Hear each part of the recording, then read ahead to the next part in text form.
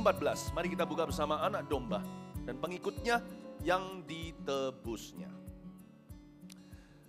Kita akan belajar sebuah subjek tentang umat Allah yang kekal. Tahukah Anda bahwa kita bukan hanya umat Tuhan di dunia? We are bound for heaven, atau kita punya satu tujuan, yaitu sorga. Sorga itu benar-benar ada. Kita lihat ayat pertama, dan aku melihat sesungguhnya anak domba berdiri di bukit Sion. Dan bersama-sama dengan dia 144.000 orang, dan di dahi mereka tertulis namanya dan nama bapaknya. Ayat pertama bercerita tentang the Messianic Jews, atau orang-orang Yahudi Messianik. Di dalam seri ini sudah 14 pasal kita bahas. Di dalamnya salah satu ibadah saya bahas tentang kebangunan rohani Yahudi setelah gereja Tuhan diangkat ke sorga. Nah, tiba-tiba di pasal 14 ayat 1 kelihatan mereka sudah ada di sorga. Mereka pun diselamatkan. Nama mereka ditulis di kitab kehidupan.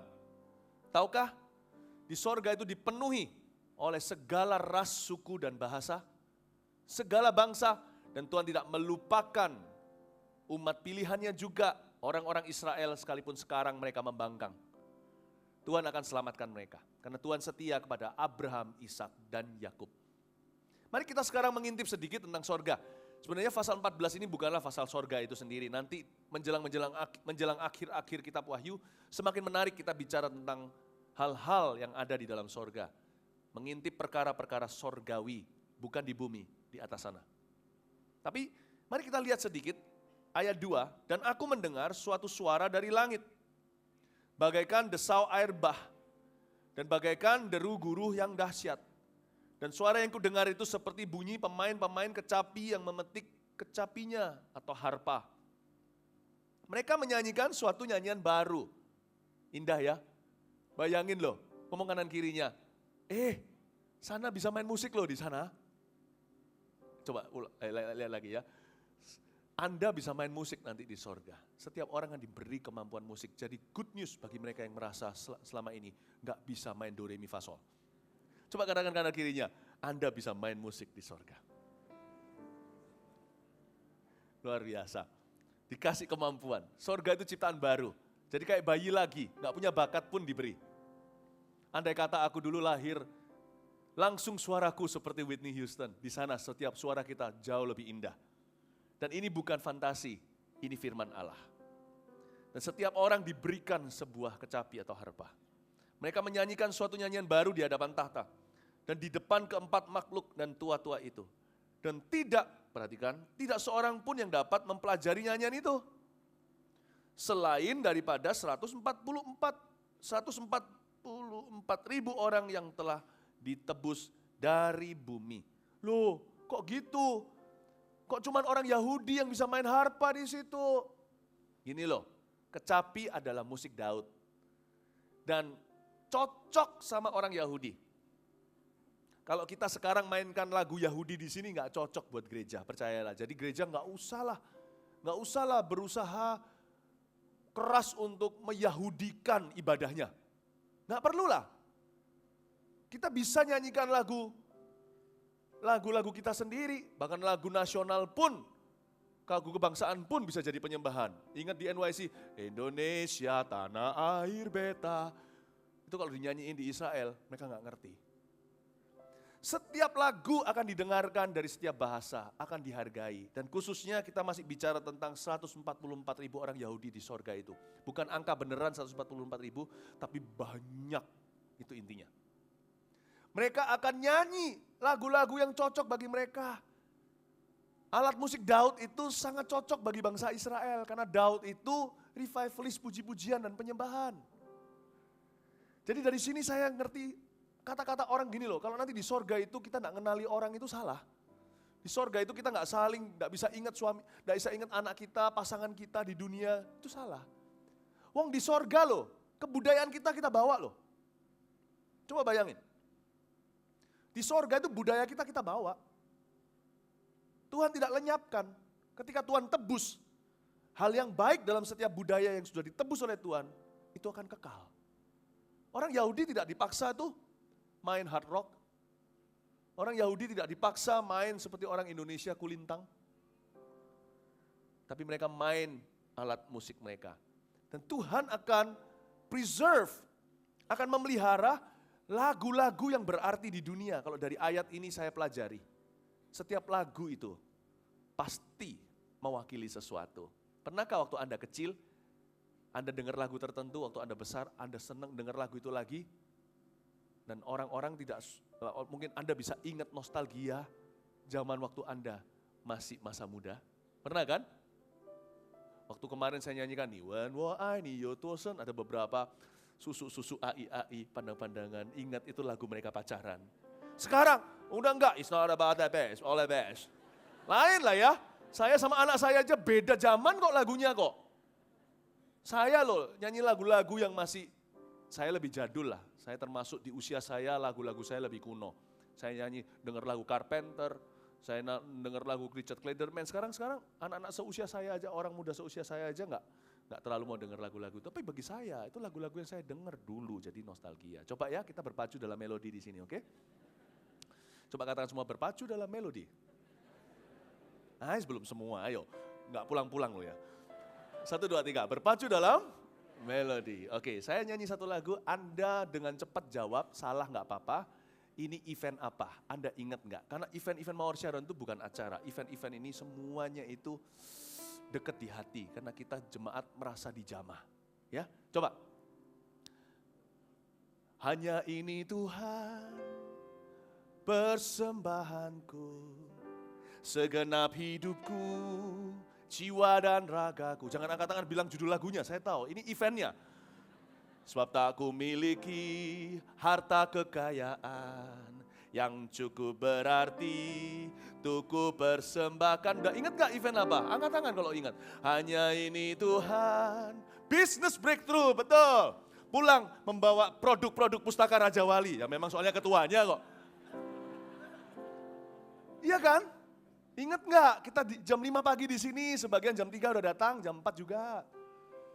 Saya masih ingat kalau setiap kali dengar lagu itu, meskipun lagu itu diciptakan jauh sebelum Business Breakthrough, saya duduk di sini loh, saya masih ingat duduk nyembah nangis, saya lihat banyak jemaat, sekarang masih ada dokumentasinya, jemaat banyak yang nangis, ada yang di atas sana pakai baju SMA, ada yang pakai baju tentara, udah mau melapor ke markasnya, wow, kita bawa persembahan sulung kita, ingat gak? Maju ke sini, pukul 6:30 kita turun ke bawah, udah terang, padahal tadi datangnya masih gelap. Masih remang-remang. Kalau dengar lagu itu saya jadi ingat suasana pagi itu. Wow, mau lagi ah. Januari kita adain lagi ya. Amin, amin. Kasih tepuk tangan dong kalau mau Tuhan. Ayo lagi. Berpacu dalam melodi. Coba lagi ya. Tunggu dulu. Jesus, we live to see your revival. Jangan dijawab dulu, saya tahu. Biar saya nyanyiin dulu, selesain dulu. Lah suara enak-enak kok gak didengarkan Eman. To the sky, revival fire in the most high, revive us now. Lagu apa? Itu event apa? NYC. Dengar lagu ini anak saya aja setelah NYC itu bilang, aduh Daddy setiap kali dengar lagu ini kepingin NYC lagi, bisakah Tuhan menahan matahari seperti zaman Yosua? Jangan biarkan terbenam kita NYC selama-lamanya.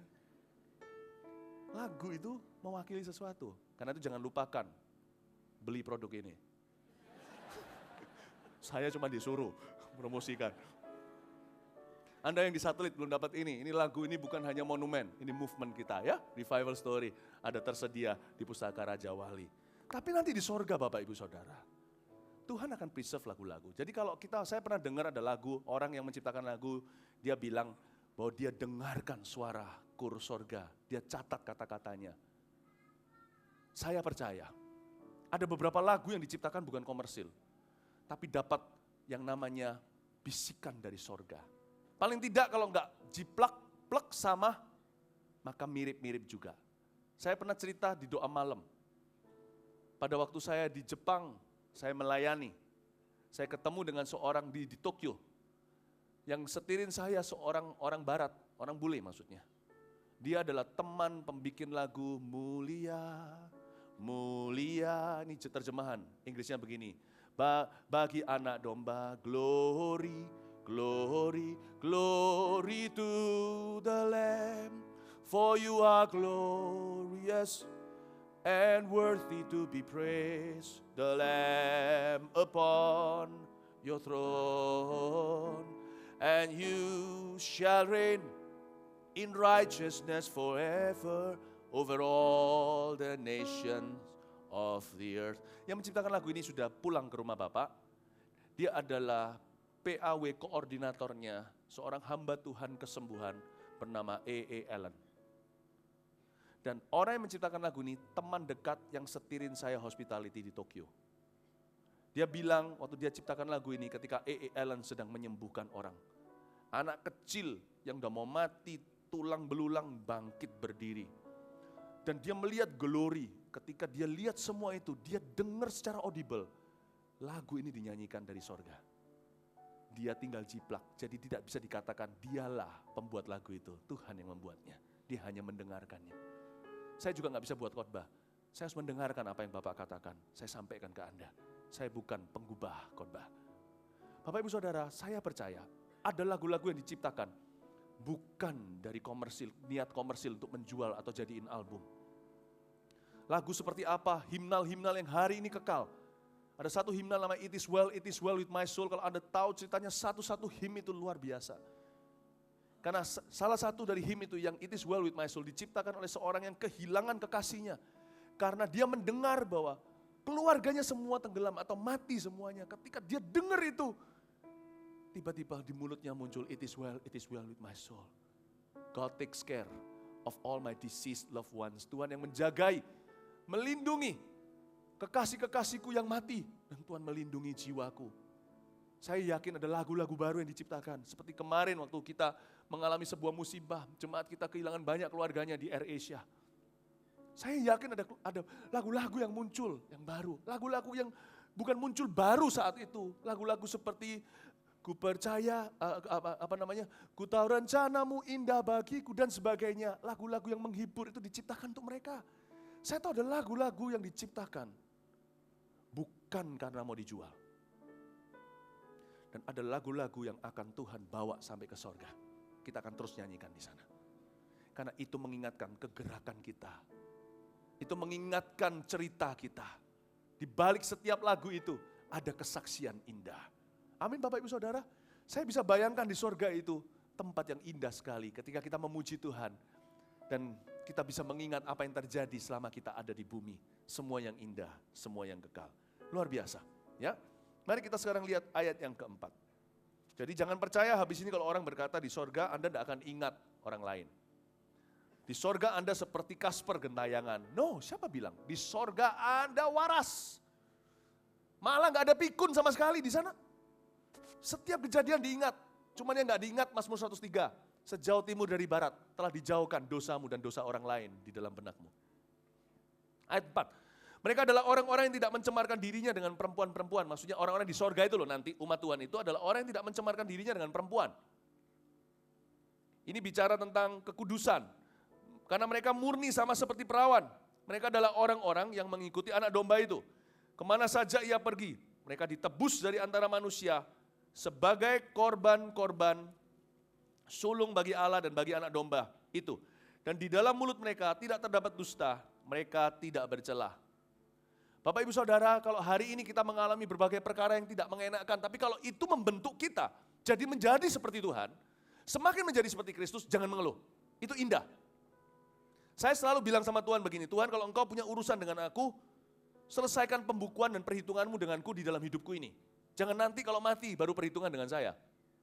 Itulah sebabnya Tuhan mati-matian membentuk saya. Kadang-kadang sakit sekali, dibentuk dengan orang dekat, dibentuk dengan sesama, dibentuk lewat kejadian. Gak apa-apa saudara. Kita jadi orang Kristen itu tujuan tertinggi dalam menjadi serupa dengan anak Allah. Bukan supaya kita jadi kaya, supaya jadi ternama, supaya sukses. Bukan. Itu bonus semua. Dan kalau Tuhan mau punya perhitungan, Tuhan garap aku sekarang. Alkitab berkata di sini mereka gak pernah berdusta. Gak mungkin lah. tadi ayat yang kita baca ayat 5, mereka nggak ada dusta di mulut. Gak mungkin, siapa di sini nggak pernah sekalipun telepon mama nggak ada, padahal mama di sebelah? Pernah nggak? Atau kita bukan yang berbohong, tapi kita yang menginspirasi orang untuk berbohong. Kita mamanya, situ anak kita ditelepon, mama ada, kita di sebelah bilang, nggak ada. Pasti pernah berdusta. Lalu ayat 5 di mana dong kebenarannya? Apakah orang yang suci saja yang naik ke atas yang nggak pernah berbuat dosa? Bapak ibu saudara, ini bukan bicara tentang suci yang kayak gitu. Kalau kita baca ayat 4 dan 5, mereka murni seperti perawan. Mereka nggak pernah jatuh sama perempuan. Ini bicara tentang pembentukan Tuhan. Orang kudus itu bukan orang yang suci, tidak pernah berdosa. Orang kudus itu orang yang dibentuk sama Tuhan dan tidak melawan. Sempurna yang dalam Tuhan, itu bukan berarti orang gak pernah berbuat dosa. Kalau begitu ayat Alkitab berkata siapa yang gak pernah berbuat dosa? Gak ada. Yesus di perjanjian baru suruh orang siapa yang tidak merasa gak pernah berbuat dosa lempar batu, gak ada satupun dari yang paling tua sekalipun. Firman Tuhan berkata sendiri di hidup ini gak ada orang yang benar. Gak ada, pendeta juga sama. Saya dosanya malah lebih banyak mungkin, makanya saya jadi pendeta. Gak ada yang benar. Bahkan di kitab Roma dikatakan semua kita sudah jatuh dari kemuliaan Allah. Lalu apa maksudnya tidak pernah jatuh dengan perempuan? Murni seperti perawan, mulut tidak ada dusta. Itu pembentukan Tuhan. Pembentukan Tuhan saudaraku, pembentukan Tuhan. Biarin kalau Anda dibentuk. Tapi kalau dibentuk kan sakit. Kalau sakit jangan sampai kalau sakit berbuahlah. Saya lebih baik tanggung konsekuensi dosa saya, tapi saya bergerak maju dengan Kristus menuju pembebasan, daripada saya sakit dan tidak berbuat apa-apa. Berbuahlah setiap pada musimnya. Kalau Anda dibentuk, dilukai orang, katakan kalau saya hari ini difitnah seseorang, apalagi dekat dengan saya, kecewa kan? Sakit kan? Saya mendingan sakit plus mengampuni, sakit saya berbuah. Daripada sakit dan membalas, toh tetap sakit, tidak berbuah apa-apa.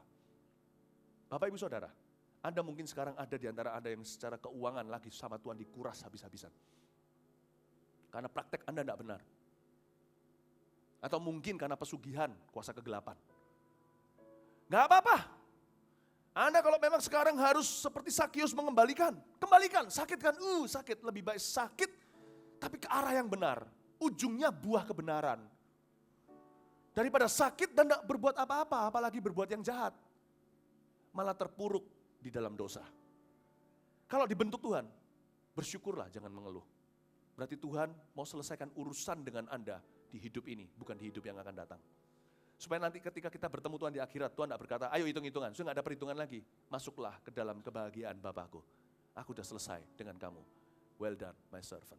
Baik sekali perbuatanmu. Kata well done, itu berarti matang. Sudah selesai, mau bicarakan apa lagi? No comment, sudah selesai. Aku dengan kamu, sudah selesai. Tinggal masuk, terima pahalamu. Saya tidak mau numpuk di belakang. Seperti beberapa orang dosa bersenang-senang dahulu, bersusah-susah kemudian. Nanti di ranjang kematian, nangis-nangis pemberesan. Saya enggak mau.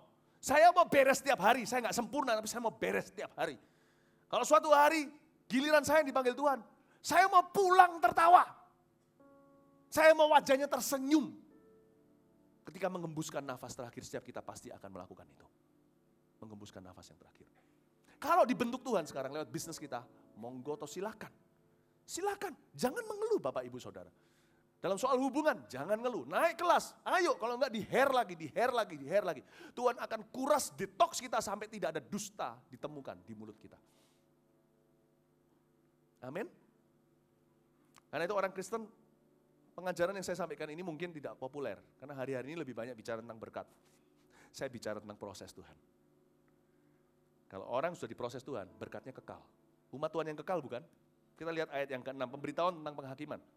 Dan aku melihat seorang malaikat lain terbang di tengah-tengah langit dan padanya ada Injil yang kekal untuk diberitakannya. Kepada mereka yang diam di atas muka bumi dan kepada semua bangsa dan suku dan bahasa dan kaum, dan ia berseru dengan suara nyaring, takutlah akan Allah dan muliakanlah Dia karena telah tiba saat penghakimannya. Dan sembahlah Dia yang telah menjadikan langit dan bumi dan laut dan semua mata air. Ayat 6 dan ayat 7 adalah kejadian setelah gereja diangkat atau pengangkatan. Lihat ya, Anda bisa perhatikan seksama enggak? Coba kita perhatikan detailnya, kalau kita baca kan asal baca kadang-kadang. Ayat 6 ini khusus sekali, spesial sekali, karena yang beritakan Injil malaikat. Pasti ini di zaman yang berbeda, pasti kita sudah enggak ada. Sebab sekarang kunci kerajaan sorga di tangan gereja. Sekarang Allah enggak pakai malaikat, malaikat hanya diperbantukan. Hanya diperbantukan, kita lakonnya. Kisah para rasul ada malaikat, ada. Bahkan yang membuat Herodes tertampar sampai meninggal dunia juga malaikat juga. Malaikat ada tuh. Malaikat ketemu sama Filipus, beritahu ke jalan itu. Malaikat ketemu sama Cornelius, beritahu suruh jemput Petrus. Malaikat itu asisten doang. Tapi pada waktu ayat 6 dan 7, setelah gereja absen di dunia, bahkan ketika orang-orang Yahudi Mesianik, entah bagaimana mereka sudah di sorga, ada beberapa teori. Ada teori yang berkata mereka dimartir semua. Ada teori yang berkata mereka mengalami pengangkatan tersendiri. Udahlah penafsiran, biarkan saya nggak mau terlalu dalam ke sana. Pokoknya mereka semua ke sorga. Berarti di dunia ini semakin tidak ada orang benar. Sampai-sampai Tuhan harus pakai malaikat untuk memberitakan Injil. Tapi tidak garansi loh ternyata. Malaikat memberitakan Injil orang bertobat. Kalau Anda baca, mereka tidak bertobat. Nanti baca di pasal 15, 16 juga sama Anda lihat. Mereka kasih bisul yang ganas, mereka dikasih gempa bumi yang setengah mati. Tidak bertobat. Siapa bilang kalau malaikat nginjilin saudaramu itu di rumah, dia akan bertobat? No, tidak ada kandidat lebih baik hari ini untuk memberitakan Injil kecuali anak-anak Tuhan sendiri. Tidak ada. Itu terbukti bukan lewat NYC kemarin, KKR Army of God? Banyak jemaat kita memberitakan Injil, saya dapat segudang cerita ini gimana orang yang taat sama visi yang Tuhan beri ke gereja ini bergerak, mereka melihat kemuliaan. Mereka melihat orang-orang diselamatkan, lihat kesaksian. Kadang-kadang ada satu cerita yang luar biasa, ada satu orang mau pergi pameran, di perjalanan lihat om yang nangis. Lalu ditanyain kenapa dia sudah diusir oleh istri dan anak-anaknya. Kasihan. Lalu jadi gelandangan, dilayani, omnya enggak mau datang tapi diaturkan gimana, dibelikan pulsa, dibelikan charger, supaya nanti bisa ada chargernya, ada teleponnya bisa ada baterainya. Terus habis itu pergi mencari minta makan di sebuah restoran. Di restoran ketemu anak AOG, anak-anak muda, diinjilin sekalian. Lama-lama dia mungkin kesel, ya udah gua datang. Terima Tuhan. Hari ini saya dengar cerita-cerita gitu, itu cuma satu di antara 10.000 atau mungkin di antara ratus, enggak tahu, banyak orang yang kesaksian sama saya, akhirnya om itu terima Yesus, dibaptis di KKR Army of God, lalu dapat pekerjaan, tadinya gelandangan, dapat pekerjaan di tempat restoran, tadinya dia minta-minta, dapat pekerjaan di sana. Ini baru terjadi, jadi jangan lihatin saya seolah-olah yang terjadi di zaman Kisah Para Rasul. Ini terjadi baru minggu lalu, kasih tepuk tangan untuk Tuhan Yesus. Better than angels could do, we can do better job. Jadi kalau sudah malaikat ini berarti bukan upgrade, ini penurunan standar. Kadang-kadang kita kan pikirannya muluk-muluk, kita berkata andai kata malaikat muncul pada papaku kan gampang. Langsung dia terima Tuhan. Kemungkinan enggak, kalau malaikat muncul, papa ikuti terang itu enggak balik lagi. Enggak kembali lagi. Jadi saya mau beritahu kepada Anda, percaya diri. Percaya diri dalam Kristus. You can do it. Anda bisa. Jangan tunggu malaikat penampakan. Anda yang injilin orang. Beritakan Injil pada sesama. You do it. Anda yang lakukan. Berapa banyak di sini ambil formulir baptisan? 9.000 lebih yang terambil, 900 yang dibaptis. Kita boleh bersuka cita 900 loh, nggak main-main. Mana ada sekarang zaman ini terdengar sekaligus. Dalam 2 malam 900.000 orang dibaptis. PR kita masih banyak. Kalau mau lawan Aram, lawan sampai habis, jangan setengah-setengah jalan. Siapa di sini pegang formulir baptisan dari doa malam yang waktu saya khotbah sebelum NYC? Kalau ada di sini yang pegang formulir baptisan yang belum ada, orang yang Anda mau bawa itu belum berhasil dibawa, jangan tunggu KKR. Anda yang bawa ke gereja, bawa ke gereja. Amin Bapak Ibu Saudara, kalau kebaktian 2 terlalu penuh, bawa kebaktian 1, bawa kebaktian 3, bawa kebaktian 4. Kita punya banyak ibadah, gak ada alasan untuk membolos. Amin Bapak Ibu Saudara. Ayo, di sini malaikat yang memberitakan Injil. By the way sudah gak ada orang benar. Yahudi Mesianik sudah gak ada. Gereja Tuhan sudah jauh sebelumnya 3,5 tahun sebelumnya atau 7 tahun sebelumnya sudah diangkat sama Tuhan. Tapi juga bicara tentang pada saat itu terjadi, ayat 6 dan 7 tadi itu, bumi sudah tidak banyak penduduknya. Di zaman masa antikristus terjadi banyak perang, kematian, sampar, kelaparan, kutuk demi kutuk, silih berganti. Pernah sekali dikatakan di ayat-ayat sebelumnya, pasal-pasal sebelumnya setengah penduduk meninggal dunia. Lalu sepertiga, sebentar 30% di sana, 50% di sini. Dunia penuh dengan bangkai, bukan hanya asap sekarang yang terjadi di Kalimantan, di Sumatera. Waktu itu bau bangkai sampai antar benua. Saking banyaknya yang mati, penyakit di mana-mana. Gara-gara mati, segitu banyak orang penyakit di mana-mana, lebih banyak lagi yang mati. Bayangin pada saat itu, bumi rada sepi. Meskipun sekarang penduduknya 6 miliar lebih. Pada zaman itu, bumi akan sepi. Dan Tuhan kirim malaikatnya. Sebelum malaikat itu dikirim untuk berkhotbah, entah gimana, mungkin penampakan di jalan raya.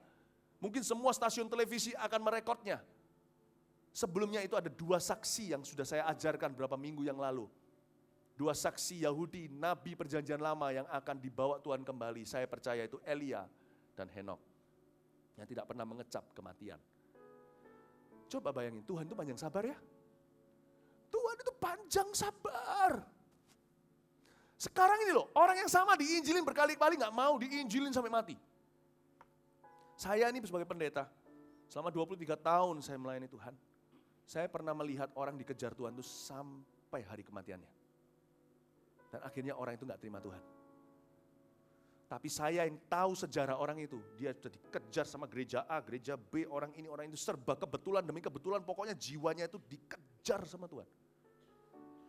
Saya beritahu Tuhan kita itu panjang sabar, dia gak pernah menyerah. Karena itu Anda jangan menyerah kalau keluarga Anda masih belum mau terima Tuhan. Kalau Anda gigih, Tuhan sertai.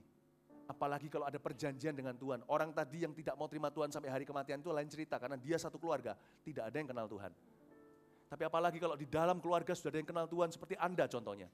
Kisah 16:31, Kisah Rasul 16:31 akan digenapi. Satu orang percaya Tuhan, besarlah kesempatan yang lainnya diselamatkan. Gigih, jangan nyerah. Tapi saya sudah pernah ajak tuh. KKR Surabaya for Jesus pernah. Festival Kuasa Allah di Kenjeran juga pernah. Nggak bisa tuh. Ternyata kemarin, pada waktu di NYC KKR Army of God, terima Tuhan. Ada di KKR NYC Army of God kemarin, keluarga yang dibawa sanak saudara belum mau terima Tuhan. Mungkin minggu depan, terima Yesus. Mungkin ketika Anda memberi dia pengajaran tentang wahyu, didengarkan di rumah, terima Yesus siapa tahu. Gigih, berjuang, jangan menyerah.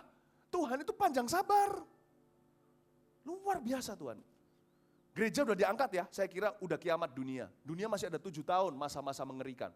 Itu pun masih Tuhan utus apa tahu? Tuhan utus 2 saksinya. Tuhan utus kebangunan rohani orang Yahudi. Sudah orang Yahudinya pun cabut, udah katakan gak ada satu pun mesianik apaan atau Kristen sama sekali gak ada di dunia ini. Tuhan masih utus 1 malaikat terbang beritakan Injil di depan mata publik. Perkara supranatural. God is just not giving up. Tuhan tidak menyerah. Padahal bumi loh, udah tinggal sedikit orangnya. Sayang, semoga kita tidak ditinggal. Sepi sekali di dunia ini. Gak ada kenalan. Kenalan kanan kiri semuanya orang jahat yang ditinggal. Katakan kanan kirinya, jangan ditinggal saat pengangkatan. Katakan, tolong katakan supaya nanti kalau sampai ditinggal, Anda gak salah sama orang sebelah Anda sudah peringatkan ya. Ngomong kanan kirinya, kalau ditinggal bukan salahku, aku sudah peringatkan. Atau kalau Anda mau bahkan bilang, kalau ditinggal telepon aku ya, sama-sama ditinggal. Siapa tahu ini datang sama selingkuhannya. Oh, Bapak Ibu Saudara, Tuhan itu panjang sabar. Populasi dunia tinggal sedikit, Tuhan masih kirim malaikat. Ayat 8, dan seorang malaikat lain, malaikat kedua menyusul dia dan berkata, sudah rubuh Babel kota besar itu, yang telah memabukkan segala bangsa dengan anggur hawa nafsu cabulnya. Dan seorang malaikat lain, malaikat ketiga menyusul mereka dan berkata dengan suara nyaring, jikalau seorang menyembah binatang dan patungnya itu dan menerima tanda pada dahinya atau pada tangannya, maka ia akan minum dari anggur murka Allah yang disediakan tanpa campuran dalam cawan murkanya. Dan ia akan disiksa dengan api dan belerang di depan mata malaikat-malaikat kudus dan di depan mata anak domba.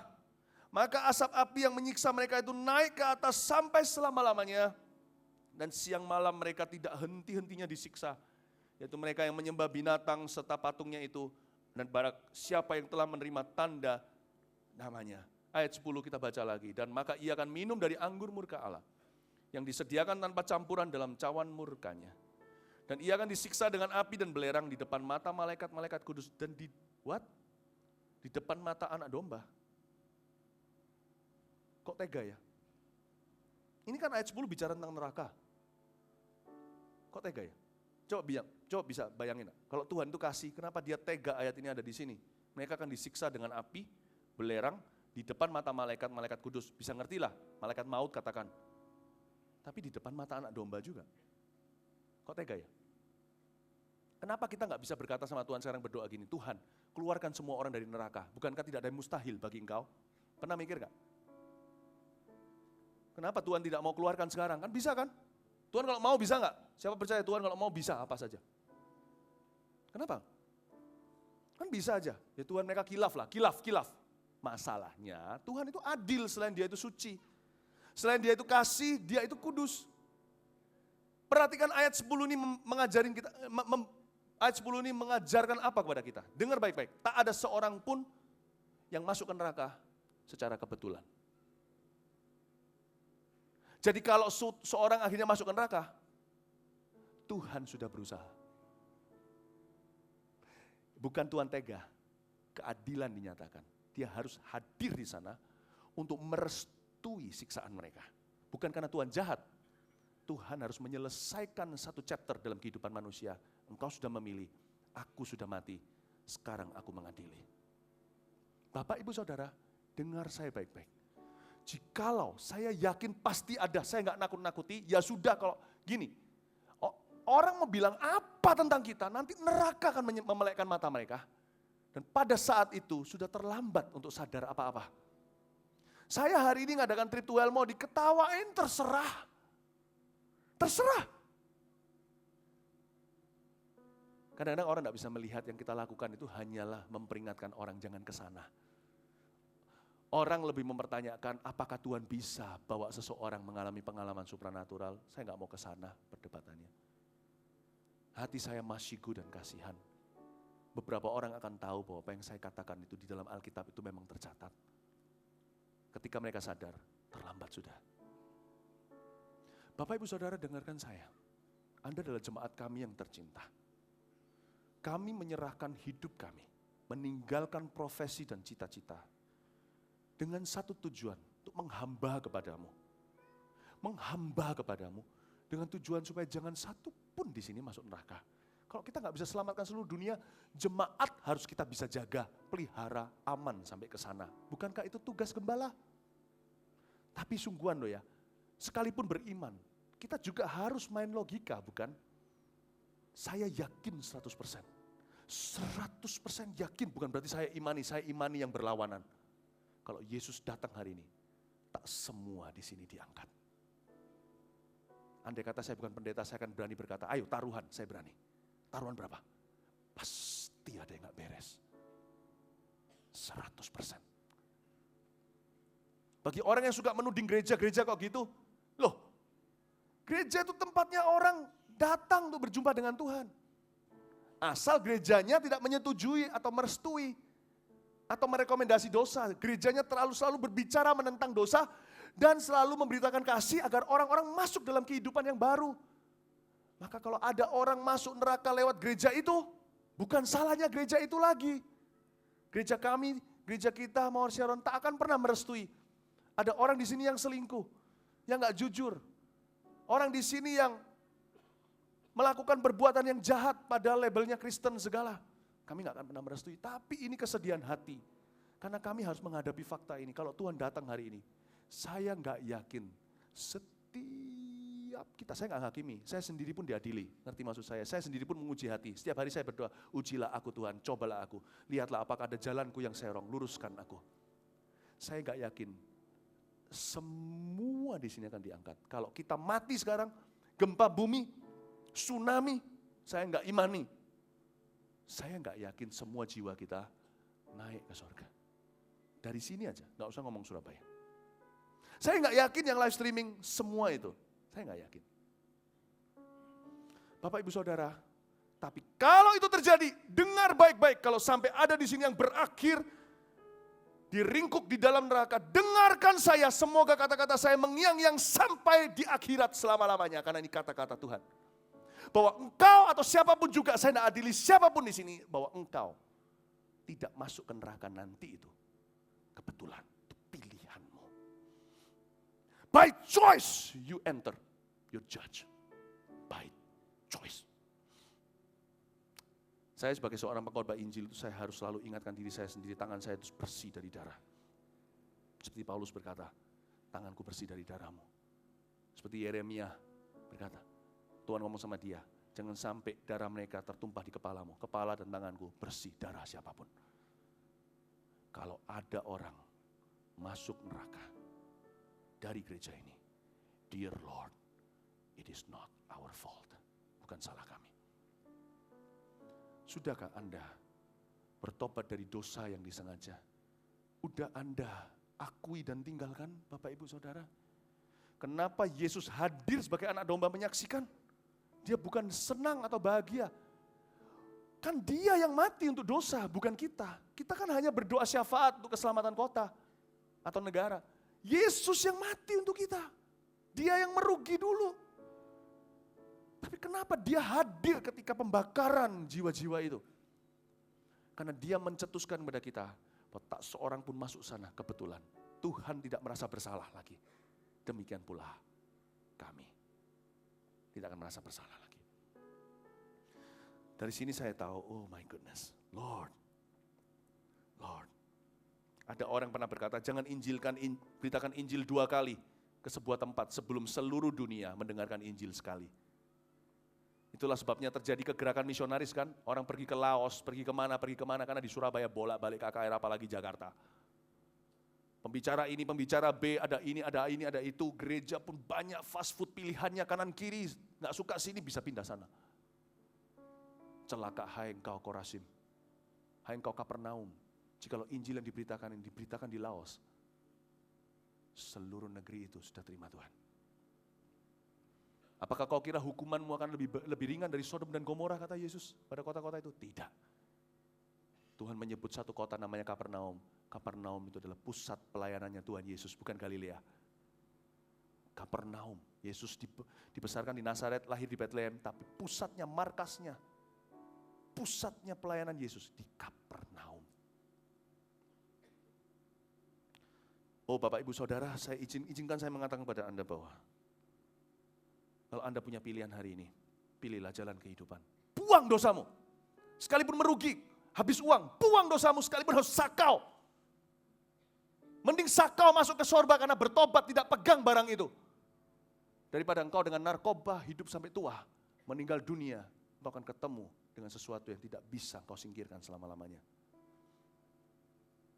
Jikalau itu cinta, di sorga tidak mengawinkan. Buat apa? Karena cinta yang salah maksudnya, bukan istri Anda atau suami Anda masuk neraka. Lebih baik cungkil mata Anda, masuk ke sorga one eye jack, daripada 2 mata dilempar dengan selingkuhanmu sekalian masuk ke dalam api itu. Tidak worth it. Yang perempuan di sini zaman ini zaman edan, emansipasi memang benar. Nggak ada cowok aja yang bisa selingkuh cewek juga. Nggak worth it. Hai saudariku, nggak worth it. Itu cowok yang Anda kejar dengan Anda menyangkal Tuhan, nggak worth it. Dua-dua akan diadili terpisah. Anda tidak akan ketemu di neraka, nanti tidak akan ketemu. Nggak akan ketemu di neraka. Nggak akan ketemu. Terlalu banyak api itu akan memisahkan orang. Not worth it. Leave it. Tinggalkan. Saya merasa minggu ini saya harus bicara banyak tentang kekudusan. I'm a holiness preacher, not only a grace preacher. Saya bukan hanya khotbahkan kasih karunia, saya khotbahkan kekudusan juga. Ayo, kita ngomong begini itu karena kasih Bapak Ibu. Somebody has to speak the truth. Harus ada orang yang berbicara kebenaran. Amin. Amin. Ayo. Ya. Katakan kanan kirinya, suatu hari di sorga, saya mau berpapasan dengan kamu. Jangan sampai ketinggalan. Ayat 12. Yang penting di sini ialah ketekunan orang-orang kudus yang menuruti perintah Allah dan iman kepada Yesus. Dan aku mendengar suara dari sorga berkata, tuliskan, berbahagialah orang-orang mati yang mati dalam Tuhan. Sejak sekarang ini. Tunggu di sana, berhenti sebentar sampai ayat 13a. Yang penting di sini ketekunan orang kudus. Yang penting adalah nurut sama perintah Kristus. Iman kepada Yesus. Ayat 12, Roh Kudus mengajarkan kepada gereja ini. Kepada kita termasuk saya. Taatlah ketika ketaatan tidak populer. Taatlah ketika ketaatan tidak menarik di hati. Saya ngerti itu sebagai anak muda. Sejak saya masih bujangan. Saya taat pada Tuhan itu melawan arus, saudara. Benar-benar saya lawan arus. Seperti Yesaya berkata apa? Aku orang yang najis bibir, dia pengakuan dosa pribadi. Lalu dia berkata, bukan menuding orang lain, dia berkata, dia akui bahwa dia setiap hari tinggal dalam pengaruh dosa. Aku tinggal di antara orang yang najis bibir. Saya kenal Tuhan, umur 18 tahun.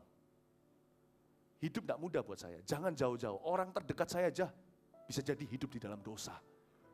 Persis di depan mata saya. Sehingga bisa saja saya disalah ngerti, saya merestui dosa kanan kiri. Pasti pernah.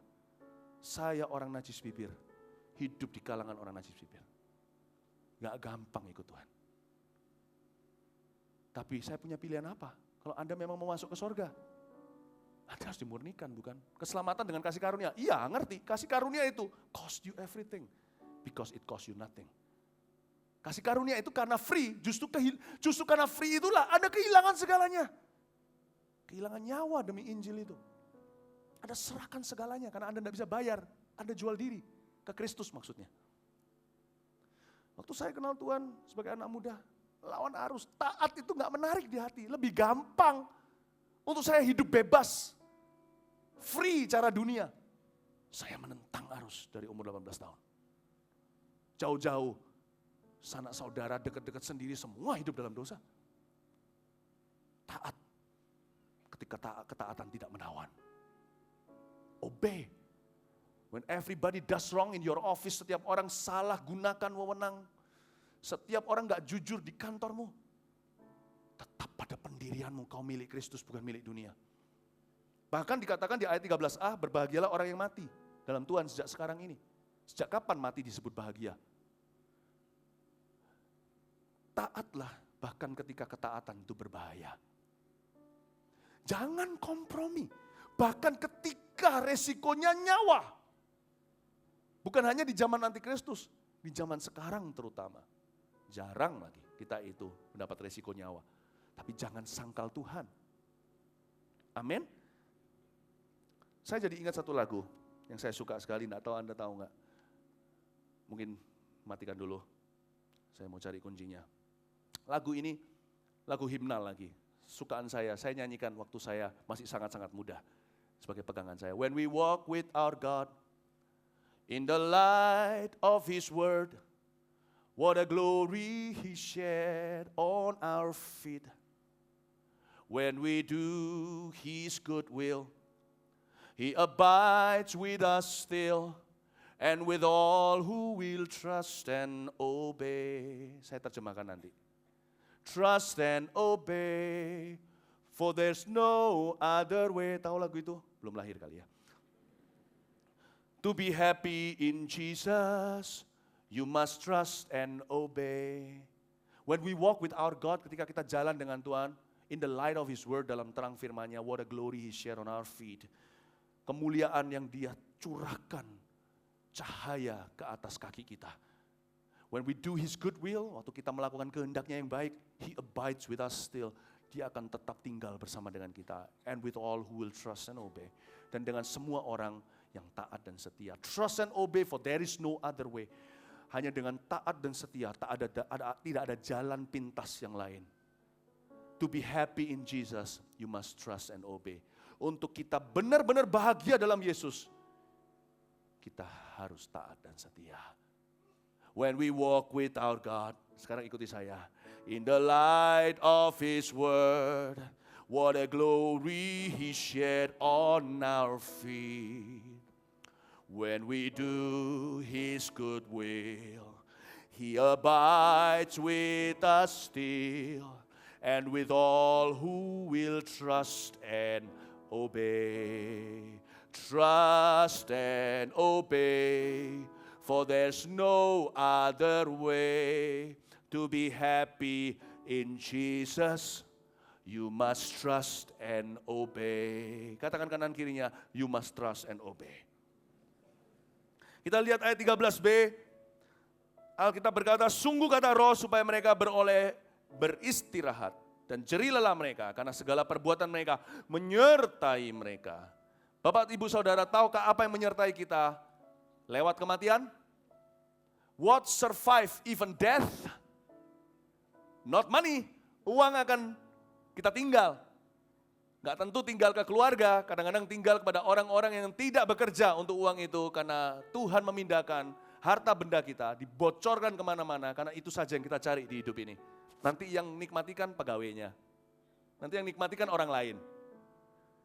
Sayang sekali. Uang tidak akan Anda bawa, nama juga tidak. Di Alkitab dikatakan mereka akan boleh beristirahat dari jerih lelah mereka. Perbuatan mereka menyertai mereka. Perbuatan apa? Apa yang kita bawa dan satu-satunya yang kekal. Dan kita bisa pakai uang juga untuk melakukan hal-hal itu. Uang bisa membuat kita jauh dari Tuhan, uang juga bisa membuat kita dekat dengan Tuhan. Profesi sama, pernikahan juga. Apakah itu yang akan kita bawa lampaui kematian, yang menyertai kita sebagai perbuatan kita sampai ke kekekalan? Kasih, katakan kasih. Kasih itu akan selama-lamanya. Bukan hanya dibawa ke sorga, yang ditinggalkan jejaknya pun berupa sebuah warisan. Anak yang dikasih bertumbuh menjadi anak yang percaya diri. Mungkin papa mamanya tidak kaya raya secara harta duniawi, tapi punya rasa aman di dalam jiwanya, anak itu akan berhasil nanti. Selain itu kebaikan dan kesetiaan. Faithfulness itu sangat dipandang oleh Tuhan. Dan termasuk juga jiwa-jiwa yang kita bawa kepada Tuhan akan melampaui kematian kita. Ada sebuah pepatah berkata, setiap orang yang membawa satu jiwa kepada Tuhan itu seperti menambahkan sebuah mutiara atau berlian di mahkota kemuliaannya. I'm happy, I'm ready. Saya kalau ketemu Tuhan suatu hari, saya siap, saya mau. Saya udah gak sabar Tuhan ceritain siapa aja yang dalam kehidupanku, lewat kesaksianku telah menerima Tuhan. Saya ingin untuk mencicipi upah saya. Bukan sekarang di sini dibangga-banggakan, sekarang waktunya bekerja. Ada pepatah berkata seperti ini. Sorga adalah tempat kerja. Sorga adalah rumahku. Bumi bukan rumahku, sorga adalah rumahku. Dunia adalah tempat kerjaku. Ini waktunya kita berbuah. What have you done for the Lord? Kalau Tuhan mau datang kembali, apa yang sudah engkau lakukan untuk Tuhan? Kita baca sekarang beberapa ayat terakhir, tuaian di bumi. Kalau saya baca ayat 14 ini judulnya tuaian di bumi, jangan pernah salah paham, salah mengerti, ini bukan tuaian jiwa-jiwa karena ini sudah zaman penutupan zaman, yaitu pada waktu di akhir pemerintahan Antikristus. Tuaian di sini bukan jiwa-jiwa, Saudara. Kalau sekarang kita bicara tuaian, pikirannya kita adalah harvest of souls atau jiwa-jiwa. Pada saat itu tuaian di situ maksudnya adalah swancang. Artinya ayo sekarang hitung-hitungan. Ini bicara tentang hukuman. Bumi ini akan dihukum. Dan aku melihat sesungguhnya ada suatu awan putih dan di atas awan itu duduk seorang seperti anak manusia. Dengan sebuah mahkota emas di atas kepalanya. Dan sebilah sabit tajam di tangannya. Tuhan kok bawa benda tajam? Karena waktu itu Yesus sudah tidak punya anak di dunia lagi. Semua tinggal musuh-musuhnya yang ditinggal. Yesus tidak lagi menampakkan diri sebagai juru selamat dunia. Tapi sebagai raja di atas segala raja, hakim yang ditakuti dengan sebilah sabit tajam di tangannya. Jangan sampai Anda ketemu sisi ininya Tuhan Yesus. Makanya kita bangga bisa memanggil dia Bapa. Maka keluarlah seorang malaikat lain dari bait suci dan ia berseru dengan suara nyaring kepada dia yang duduk di atas awan itu. Ayunkanlah sabitmu dan tuailah, karena sudah tiba saatnya untuk menuai. Sebab tuaian di bumi sudah masak di sini, udah matang. Dan ia yang duduk di atas awan itu mengayunkan sabitnya ke atas bumi dan bumi pun dituailah. Dan seorang malaikat lain keluar dari bait suci yang di sorga, juga padanya ada sebilah sabit tajam. Ini namanya, kalau saya bisa sebut, kasih judul ini, jangan salah paham ya, dengarnya konotasinya jelek. Tapi Tuhan punya hak, Tuhan itu sabar, itu udah berapa ribu tahun sama dunia. Dia tunggu anak-anaknya exit dulu, dia baru bakar Sodom Gomora. Dan Allah itu sudah sangat baik loh. Sodom Gomora itu harusnya Lot mati loh. Karena Allah itu punya perjanjian sama Abraham. Bahkan 10 pun gak ada loh. Lot, istrinya, dan anak-anaknya. Gak ada 10. Harusnya dibakar, Tuhan masih selamatkan lagi. Terakhir, keselamatan terakhir. Sebenarnya ini adalah ayat perikop ini harusnya disebut sebagai sorga marah-marah. Dan Tuhan punya hak marah. Dia gak marah ribuan tahun. Dia itu gak seperti papa mama. Papa mama. Orang tua ini marahnya bisa dihitung. Kesabaran kita itu gak sampai panjang sabar. Ayo, yang punya anak masih kecil kan tahu. Hitungan kita sampai 3 saja kan. Ayo, kembalikan ke papa. 1, 2, cuma 3. Tuhan itu ribuan tahun, saudara. Kalau Anda hitung alfabet, hitung 1, 2, 3, 4, 5, 6, 7, 8, 9, 10 setiap hari seperti itu selama ribuan tahun. Berapa angka Tuhan sudah hitung. Hati-hati dengan orang yang sabar ya, Bapak Ibu. Sekali ngamuk, gak ada yang bisa redakan. Kalau orang yang suka marah-marah, marah-marah gitu-gitu itu justru gak usah ditakuti. Orang emosi itu bodoh nantinya. Buat keputusan-keputusan yang banyak lubangnya, kita bisa kalahkan. Orang yang oh ya, itu hati-hati. Sekali merah mukanya, pembunuh berantai. Tuhan itu sabar.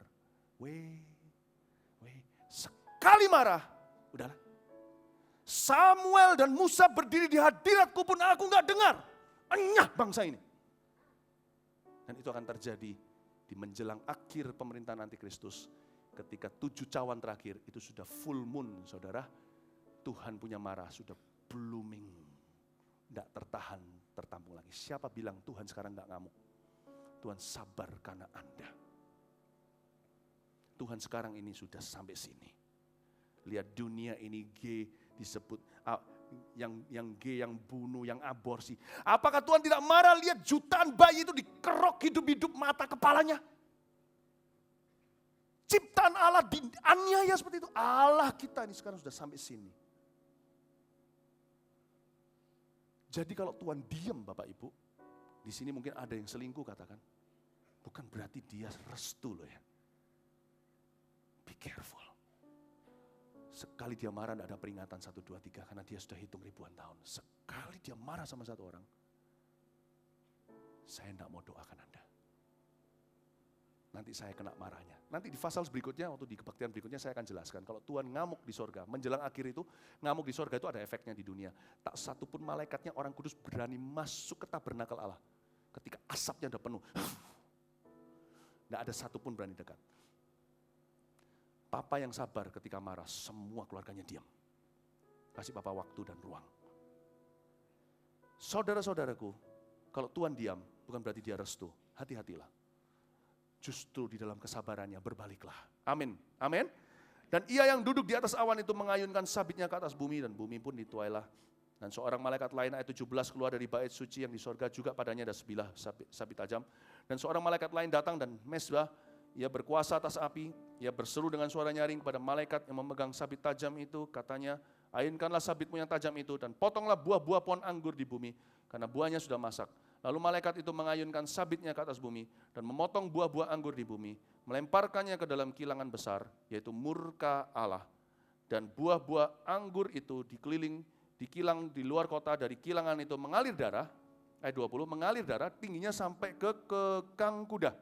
Jauhnya 200 mil. Ayat 20 ini nanti akan ada sebuah kejadian nyata kemarahan Allah di akhir zaman itu, dan kebanyakan nanti akan kelihatan manifestasinya di daerah hotbed atau ranjang panasnya dunia, tempat pertikaian seluruh bumi, yaitu di daerah-daerah Timur Tengah. Dikatakan di ayat 20 dari kilangan itu mengalir darah tingginya ke kekang kuda, jauhnya 200 mil. Kira-kira 296 km itu jarak utara sampai selatan Israel dan Palestina. Akan ada darah sampai ke kekang kuda. Ini bukan figuratif, ini nyata. Nanti akan terjadi kematian demikian rupa, apalagi Harmagedon. Banjirnya itu bukan banjir air, tapi darah, benar-benar kaki kita akan masuk dalam. Tapi puji Tuhan, kaki kita sudah tidak menginjak di sini pada saat itu. Bapak Ibu, kenapa saya hari ini bicara tentang murka? Sekarang keluar pengajaran namanya kasih karunia, which is okay. Tapi tahukah Anda, How could you know what amazing grace is if you don't first understand what amazing wrath is? Saya ngomong dulu, nanti saya terjemahkan ya. Bagaimana kita bisa tahu betapa ajaib kasih karunia-Nya tanpa kita tahu kita diselamatkan dari apa? Banyak orang kalau merasa, Tuhan gak marah, Tuhan itu baik, Tuhan itu baik, Tuhan baik. Baik, iya. Tapi juga jangan hapus sebagian daripada ketuhanan hanya karena demi nyaman bagi dirimu. Allah kita itu kasih, dan kasih selalu mengalahkan penghakiman, katakan amin. Tapi tahukah Anda diselamatkan dari apa? Mengapa Yesus mati mengenaskan? Untuk kita betul-betul menghargai kasih karunia, kita harus juga memahami penghakiman. Hari ini saya forever grateful, saya bersyukur saya itu anak Tuhan. Tiap hari saya gak pernah selesai bersyukur nama saya ditulis di kitab kehidupan. Mengapa? Karena saya sadar benar, Philip ini harusnya diselamatkan, harusnya masuk kemana?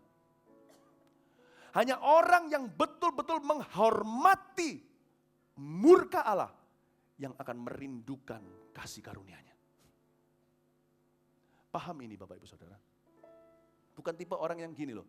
Yang kayak gini akan menciptakan orang Kristen yang lembek dan orang Kristen yang kurang ajar di mana-mana. Apa itu? Gak apa-apa, dosa Tuhan udah kasih kamu. 2000 tahun lalu udah mati buat kamu, gak apa-apa. Tuhan ngerti kok, gak apa-apa, dosa. Sekali sorga ya sudah sorga, udah gak apa-apa. Itu menciptakan orang Kristen yang menghina kasih karunia. I know what I've been saved from. Ketika saya menyanyi lagu Amazing Grace, saya nangis. Karena saya tahu benar murka yang harusnya atasku diambil, dihapus. Karena darah Yesus selamanya aku berterima kasih. Bapak Ibu Saudara, saya jelaskan poin ini supaya Anda mengerti. Bahwa Anda datang ke gereja, menyembah Tuhan di sini, semua karena kasih karunia. Pastikan Anda gunakan waktu yang ada untuk melayani Dia, bukan melayani hawa nafsu dosa. Kasih tepuk tangan untuk Tuhan. Mari kita semua bangkit berdiri. Thank you Lord.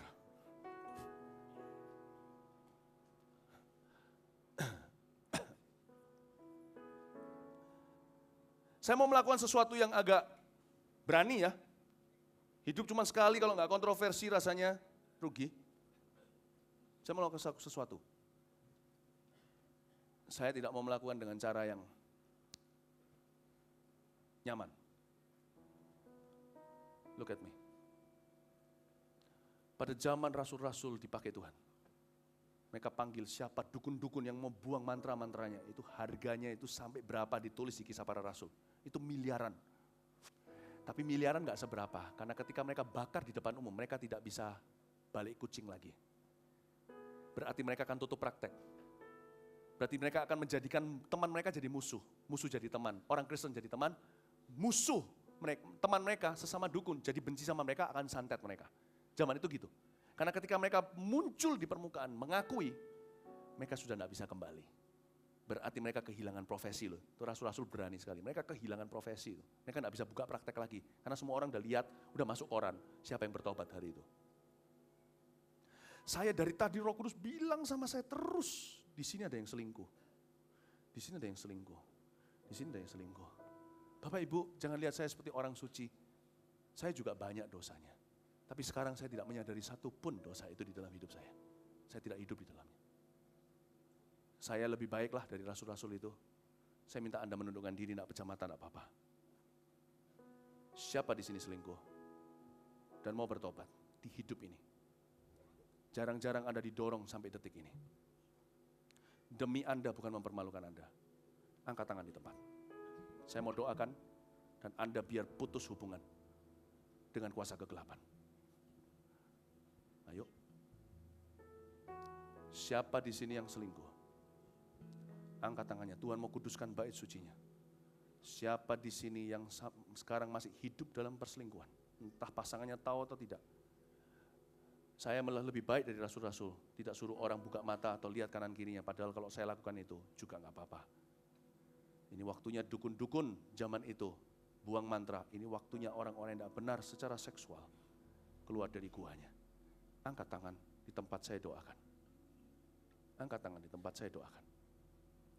Tidak ada orang masuk ke dalam neraka dengan kebetulan. Siapa di sini? Roh Kudus nggak akan salah. Saya sudah dengar suaranya itu 23 tahun. Kecil kemungkinannya saya salah siang ini. Tuhan mengasihimu. Angkat tanganmu, saya doakan. Angkat tangan, kok malah ada, nggak usah dilihat ya, ada anak kecil yang angkat tangan. Bukan dia pasti Tuhan. Angkat tangannya, saya doakan. Saya doakan dan Anda akan dibebaskan hari ini, saya yakin itu. Ayo, jangan malu. Jangan malu kalau ada. Jangan malu. Angkat tanganmu. Jangan lihat kanan kiri saudara. Angkat tanganmu. Ada. Sabar saya tidak panjang. Karena waktunya sudah tidak ada. Ibadah harus ditutup. Saya hitung sampai 3, 1, 2, 3. Anda tidak angkat tangan. Oh ada. Jangan dilihat. Oh Tuhan bebaskan orang itu di dalam nama Yesus. Jangan lihat kanan kiri. Dia mau angkat tangan sekarang ini pun aja tidak mudah. Orang banyak. Di dalam nama Yesus Bapa, jamah orang itu. Bebaskan dalam nama Tuhan Yesus Kristus. Tuhan mengasihimu saudaraku. Tuhan mengasihimu. Tuhan lepaskan Anda di dalam nama Yesus. Aku perintahkan roh jahat keluar dari rumah tanggamu. Come on! Dalam nama Yesus. Bukan hanya satu, ada lagi. Angkat tangannya, Tuhan mau bebaskan. Saya jarang lakukan ini, kalau Tuhan tidak suruh saya tidak akan lakukan. Taat ketika ketaatan tidak menawan. Ada lagi yang di sebelah sana, bebaskan orang itu. Ada lagi, angkat tangan lagi. Ada beberapa tangan mulai terangkat. Oh Tuhan terima kasih buat hari ini. Ya Tuhan, orang-orang yang berdosa keluar dari guanya. Tinggalkan bapak-bapak, tinggalkan ibu-ibu, tinggalkan itu, kehidupanmu itu. Tuhan mengasihimu, aku bernubuat di dalam nama Yesus, tahun depan tahun terindahmu. Di dalam nama Yesus, setan kau lepas tangan dari orang-orang yang angkat tangan ini. Di dalam nama Yesus Kristus, aku perintahkan kau keluar dari rumah tangga mereka. Dari karirnya di dalam nama Yesus. Tuhan, bukakan pintu untuk hidup baru. Di dalam nama Tuhan Yesus Kristus. Haleluya. Turunkan tangan yang angkat tangan.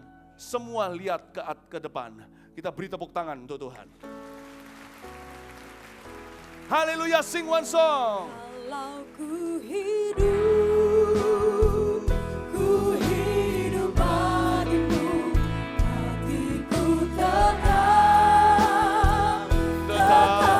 menyembahmu.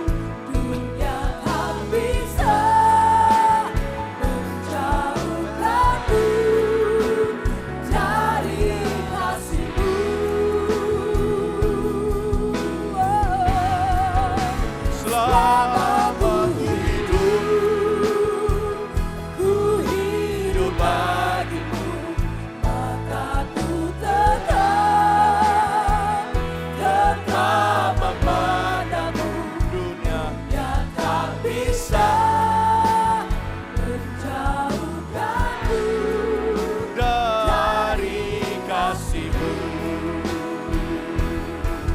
Selama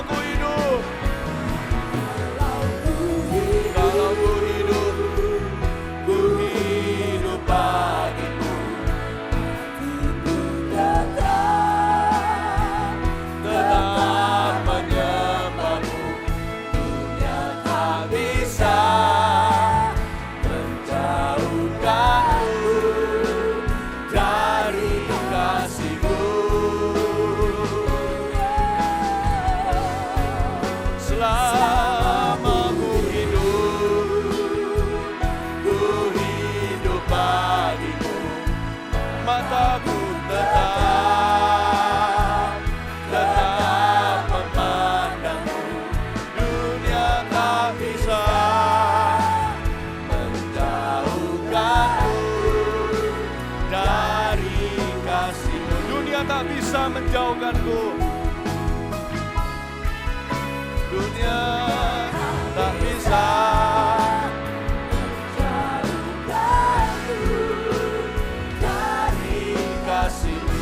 tak bisa menjauhkanku dari kasih-Mu. Dunia tak bisa menjauhkanku dari kasih-Mu.